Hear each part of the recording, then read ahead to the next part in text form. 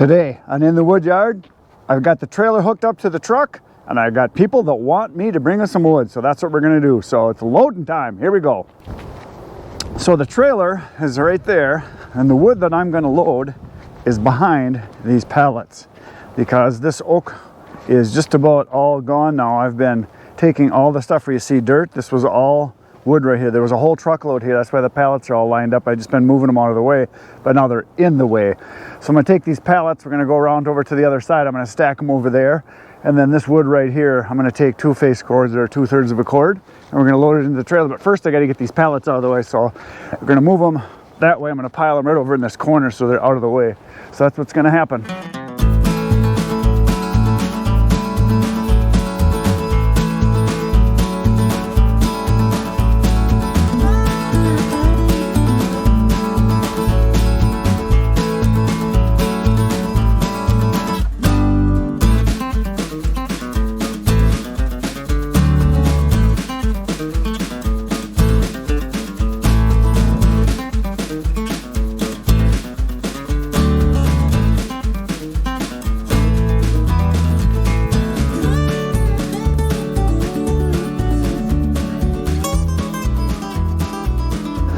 So there we go, I backed up to the pile right here. Just gotta grab my gloves, and then the chucking will begin. Now this 2 face cord load, or 2/3 of a cord if you prefer, is going to a long-time customer. They've been buying wood from me for 5 or 6 years now. Every year in the spring, they get 2 face cords for their outdoor fire pit, because they live on a lake, and they live on the east shore of Lake Winnebago. It's a big lake in the area. And then this time of year, usually in the fall, they get 2 more, and that's for their fireplace inside. So it's like a 30-mile drive, so I charge them for mileage, and that's something I'm going to talk about after I get this loaded. When we're driving, I'm going to talk about how to charge for mileage and what's reasonable and what people are willing to pay, and we're going to talk about that. But first, the wood's got to get in the trailer before I can do anything.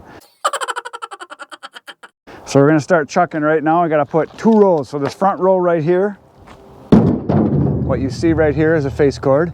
Then what behind it is a face cord, and what's behind that is a face cord. You add all 3 together, you got a full cord. In case you're confused. So what's nice about having these pre-stacked like this is I can just chuck it in. I don't have to measure it. It's good to go. So all I gotta do is get it in there.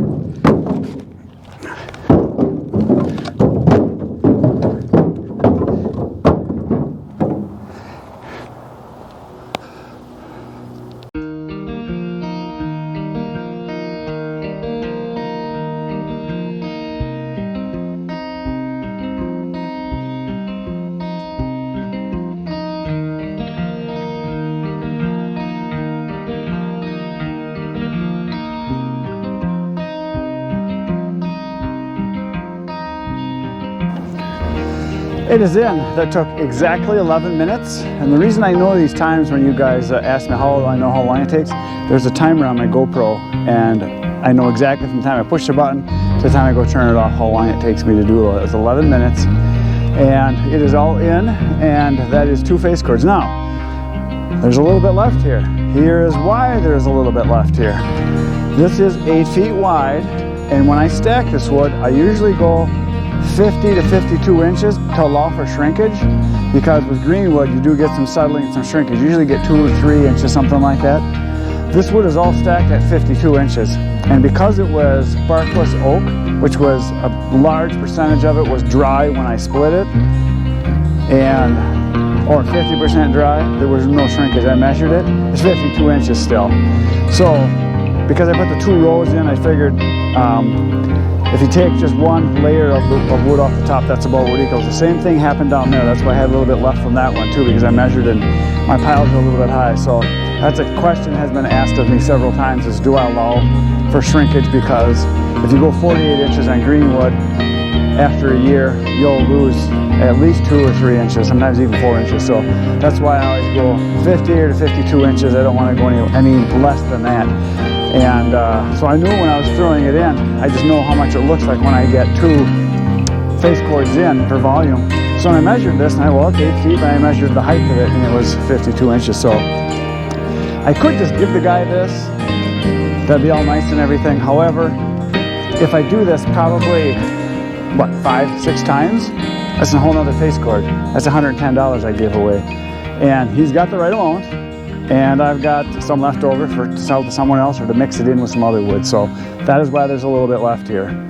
So now we're going for a road trip, and we're going to talk a little bit about delivery and delivery phaser right now. Here we go.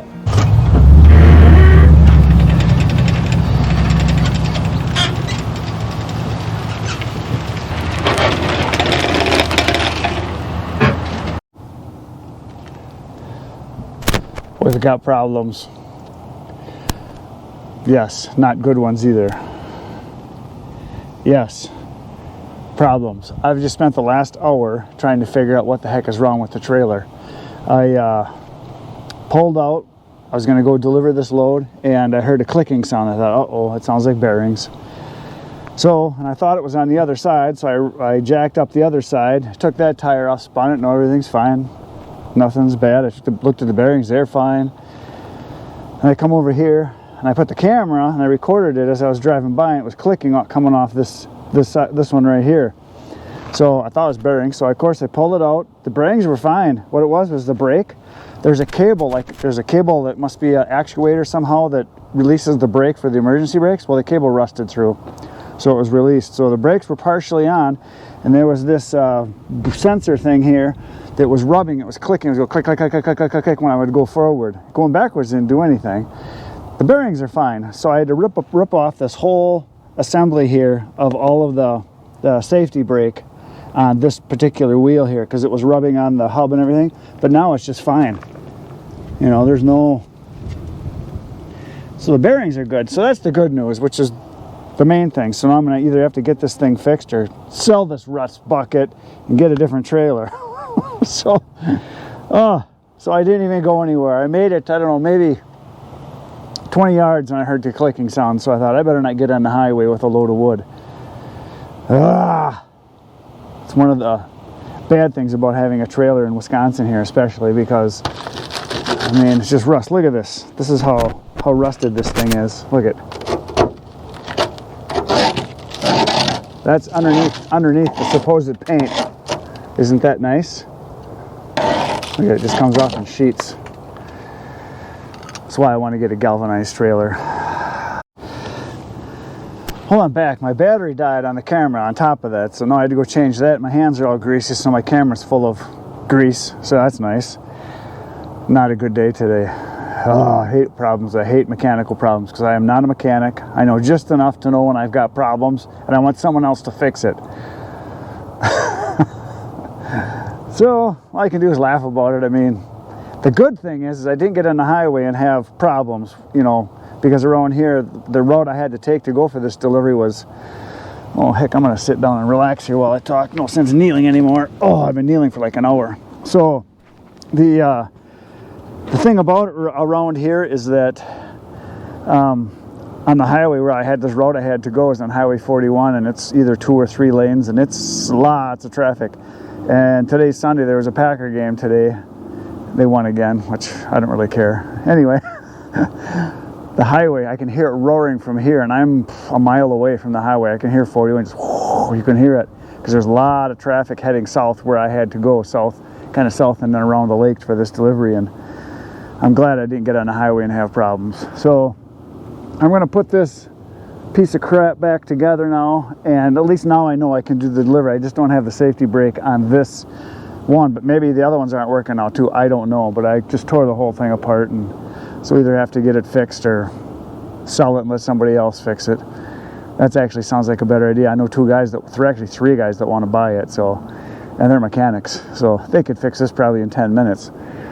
So maybe that's what's going to happen. So what I was going to talk about while I was driving was about delivery, and I might as well finish that now that I've got this mess made here, and my back hurts, my knees hurt from kneeling.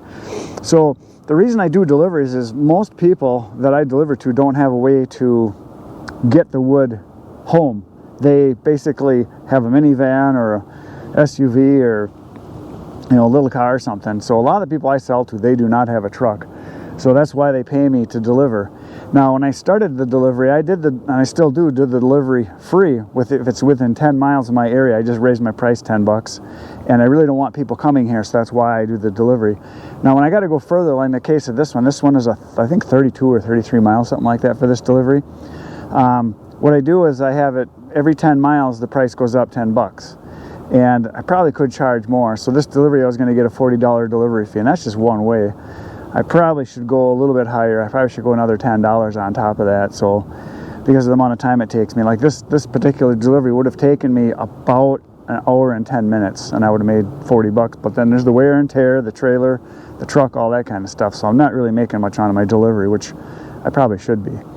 If I've got to go further than what this is, like I go south of here and north of here once in a while, where I've got to go, 50, 60, 70 miles. I did one the other day. It was 130 miles. So I charged them twice the normal rate, and I had to because I was gone half a day. So the delivery fee on that was $200 for 4 hours. It was, all the way there, all the way back. So yeah, you got to charge if you're doing all the extra work. The reason I started with the free delivery is to grow my business as fast as possible, and it did work. And now I've got a lot of people hooked on it. But with the price of fuel going up now everywhere this year and coming up, I'm going to have to raise the prices somehow, or maybe not do free delivery, or maybe just tack on $10 more to all my prices of the firewood, which is what everybody else seems to be doing too.